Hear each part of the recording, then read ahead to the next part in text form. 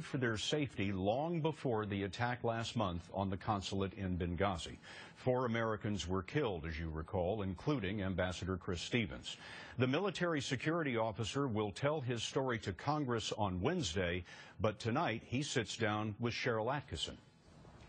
Army Green Beret Lieutenant Colonel Andrew Wood first set foot in Libya last February to lead an elite 16-man military security team with expertise in counterterrorism.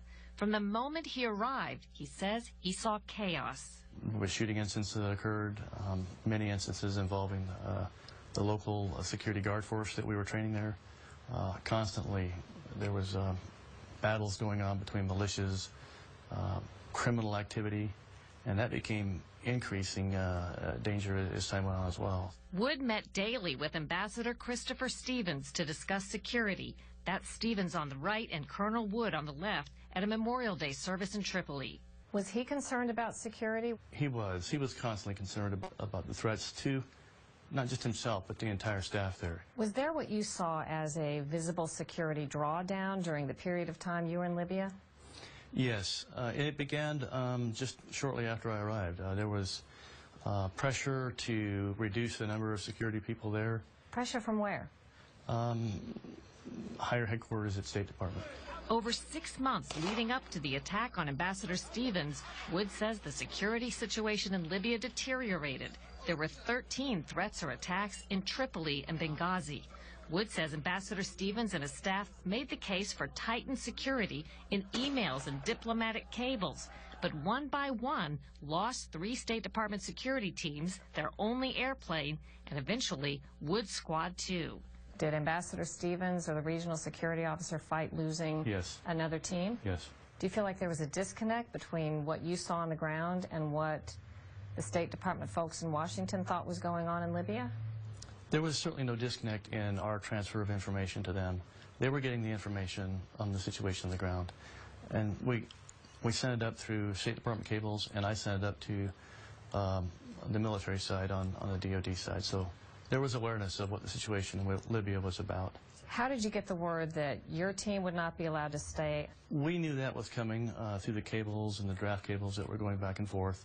The requests were being modified to say don't even request for DoD support. So State Department was telling the folks on the ground in Libya, don't continue to ask for this help? Correct.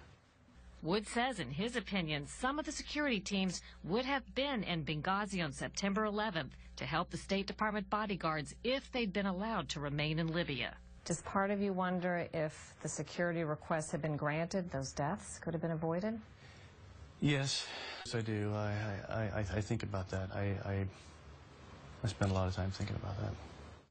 Colonel Wood says in Special Forces he normally operates in the shadows, but says there was so much misinformation after Ambassador Stevens' death. He says he felt he had relevant information to offer congressional investigators, Scott, so he stepped forward. Thank you, Sharyl. Now, Margaret Brennan is our State Department correspondent. She's been talking to her sources today. And, Margaret, what does the State Department have to say about Colonel Wood's allegations?